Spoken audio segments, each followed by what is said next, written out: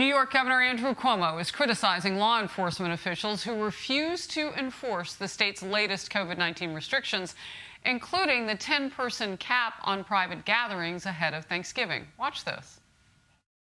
Well, I don't believe in that law, and therefore I won't enforce it. That is, frankly, frightening to me as an individual, frightening to democracy. It's arrogant, and it violates your constitutional duty.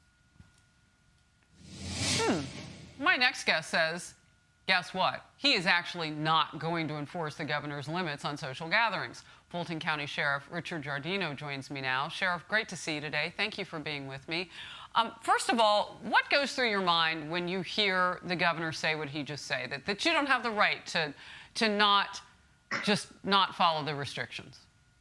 It disturbs me because I think he doesn't understand the distinction between a law, which we learned when we were young, that a legislature passes a bill, it goes to a governor or president, and they either sign it or veto it, and an executive order.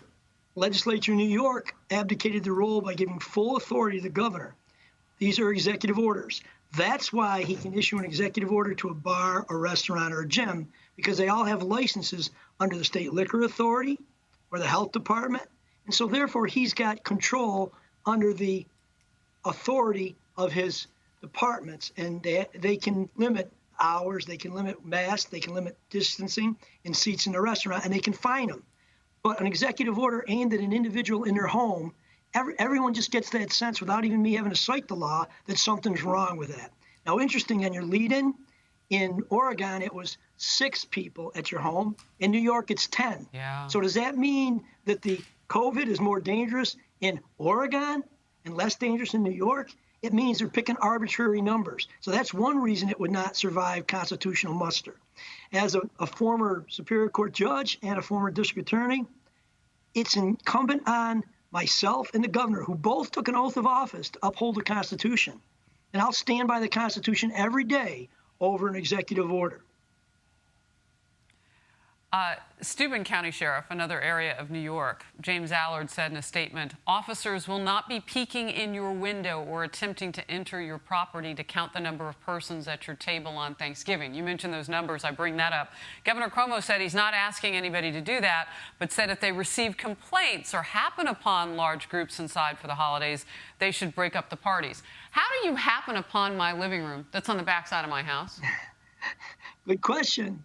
Good question. One of the suggestions was, well, if there's 10 cars or a neighbor complains, we still need a search warrant, your consent. We can't just go into your home. And the problem is it was ill-phrased because it gave people the impression that the governor was telling them and that there's some sanction involved. People respond better when they're asked to comply. In our state, the numbers are very low. We're a 1.3% county. And people have to remember that our goal is to keep people alive and reduce this, but it's got to be done in a constitutional manner. And what we know is 99% plus of people who contract it get over it in a few weeks. Unfortunately, those at high risk die. And Dr. Fauci's been telling us for 8 months, the numbers are going to rise in the fall and winter. They're going to rise. They're going to get bad. So, somebody said to me, well, if people get COVID in your county, you're going to have blood on your hands. It's up to the individual to decide. By now, they all know what the precaution advice is, stay away, mask. And I think people are smart enough not to put their elderly and at-risk people in that environment. In fact, most people who've talked to me support me supporting the Constitution, but they also say that they're changing their Thanksgiving this year. They're limiting it. They're just family. They may just pass over it. So people are doing that without an order to do so. Well, not only are they hearing what you're saying, but they know that you know what you're talking about. And your background as a former judge and attorney really helps you make the case. Let's see if the governor is paying attention. Sheriff Giardino, Fulton County, New York, thank you. Great to see you today.